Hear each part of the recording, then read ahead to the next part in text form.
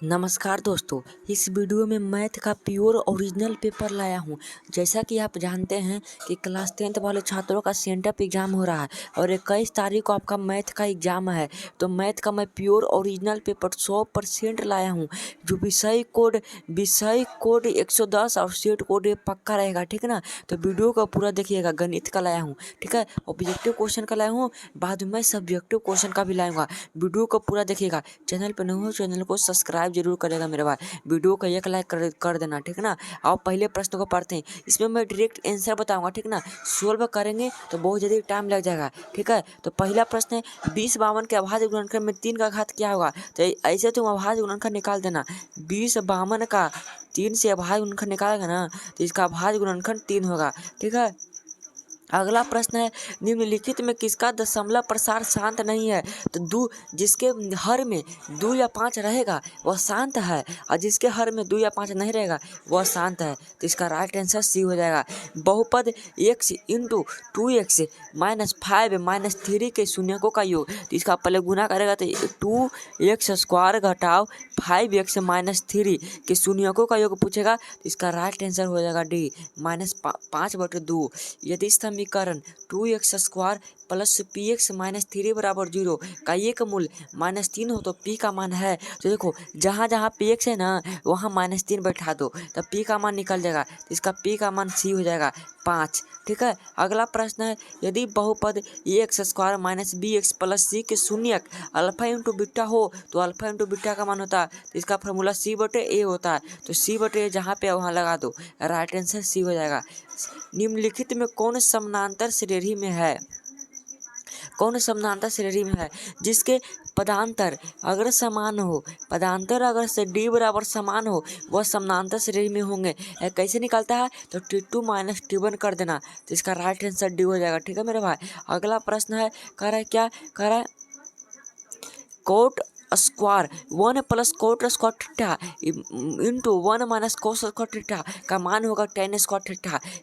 अगला प्रश्न है 5x² माइनस 4x प्लस 2 का विविधकर क्या होता है। तो विविधकर निकालने के लिए एक फार्मूला होता है b² माइनस 4ac। तो इसका फार्मूला इसका ऐसे निकालेंगे तो इसका राइट आंसर हो जाएगा 24, ठीक है मेरे भाई। अगला प्रश्न है कर 2x² माइनस 4x प्लस 3 के मूलों की प्रकृति क्या होगी। तो इसके मूलों की प्रकृति वास्तविक नहीं होगी, इसका मान माइनस में हो जाएगा, ठीक है। अगला प्रश्न है निम्नलिखित में कौन x² माइनस 3x प्लस 2 का एक मूल है। तो अगर ये चारों में से जिसको भरने पर 0 आ जाएगा वो उसका मूल होगा। तो इसका राइट आंसर क्या हो जाएगा 10 का राइट आंसर होगा मेरे भाई सी -2, ठीक है ना। अगला प्रश्न है 11 नंबर का रहा निम्नलिखित में किसका गुणनफल एक परिमेय संख्या है। किसका गुणनफल एक परिमेय संख्या है। तो मेरे भाई √8 गुने √2, ठीक है ना, ये परिमेय संख्या का गुणनफल है। निम्नलिखित में x² माइनस 3x प्लस 2 का एक मूल है। तो x² माइनस 3x प्लस 2 का एक मूल है -2। ऐसा प्रश्न हो गया। कह रहा निम्नलिखित में 154 का अभाज्य गुणनखंड है। तो 154 का अभाज्य 2 गुने 7 गुने 11 होगा, ताकि इसका गुना करने पर 154 आया था। निम्नलिखित में कौन एक घातीय समीकरण है। तो एक घात वाला समीकरण यहाँ पे कौन है। तो एक घात वाला समीकरण होगा ये बी में, बी ये राइट आंसर हो जाएगा, ठीक है। अगला प्रश्न निम्नलिखित में कौन सा द्विघात समीकरण है।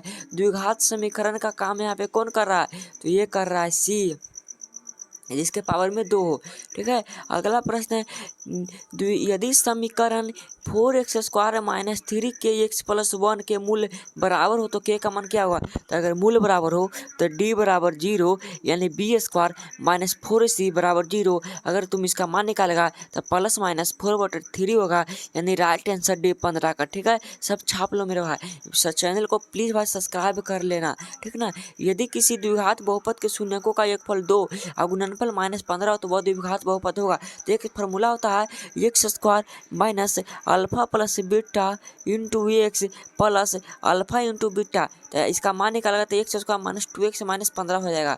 अगला प्रश्न यहाँ पे क्या कह रहा है मेरे भाई यदि किसी द्विघात बहुपद के शून्यकों का एक फल तो हो गया प्रश्न। अगला प्रश्न निम्नलिखित में कौन समानांतर श्रेणी में नहीं है। जिसका पदांतर समान नहीं होगा वह समानांतर श्रेणी में नहीं होगा। तो इसका राइट आंसर कौन होगा। तो मेरे भाई इसका राइट आंसर यहाँ पे होगा 2² 5² 7²। करा कि √2 √8 √18 √32 का सर्वांतर क्या होगा, तो √2 होगा। मेरे पास अभी टाइम नहीं है, अगर मैं ज़्यादा समय लग जाएगा, अगर मैं सभी प्रश्नों को समझा कर तुम्हें बताऊं तो बहुत ज़्यादा टाइम लग जाएगा, ठीक ना। x² + 2 × 3x और 4x + 1 समानांतर श्रेणी में हो, x का मान क्या होगा, तो इसका x का मान 3 होगा, ठीक है, निकाल लेना।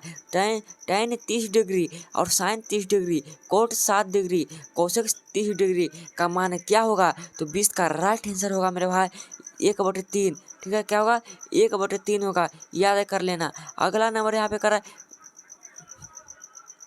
समानांतर श्रेणी 10 7 4 का 10वां पद क्या होगा, तो 10 7 4 का 10वां पद यहाँ पे होगा -17, ठीक है ना। ऐसा प्रश्न आपको आता होगा, मैं उम्मीद करता हूँ, बहुत ही हल्का प्रश्न है। समानांतर श्रेणी 2 7 12 का कौन सा पद 47 है, तो n मान लो nवां पद 47 है, तो nवां पद का फॉर्मूला a + n - 1 × d बराबर 47। अगर इसका मान बैठाएगा ना तो इसका सही आंसर हो जाएगा मेरे भाई 10वां पद, ठीक है।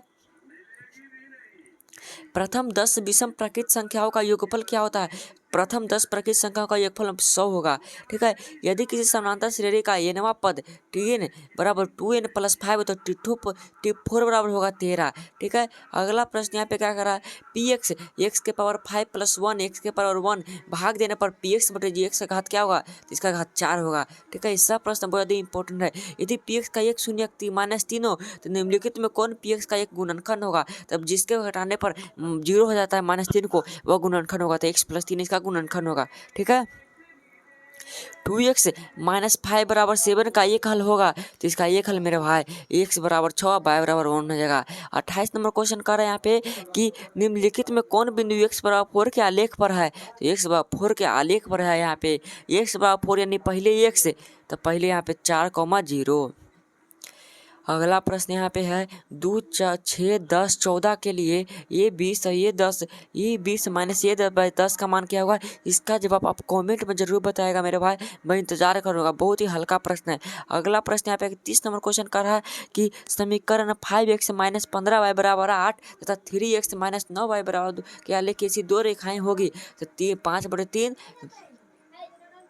5/3 भी 5/3 होगा, तो ये होगा मेरे भाई समानुपाती, परस्पर एक बिंदु पर प्रतिच्छेद करती है, सॉरी समपाती, परस्पर एक बिंदु पर नहीं, यह अनंत बिंदु पर प्रतिच्छेद करती है। राइट आंसर ये होगा।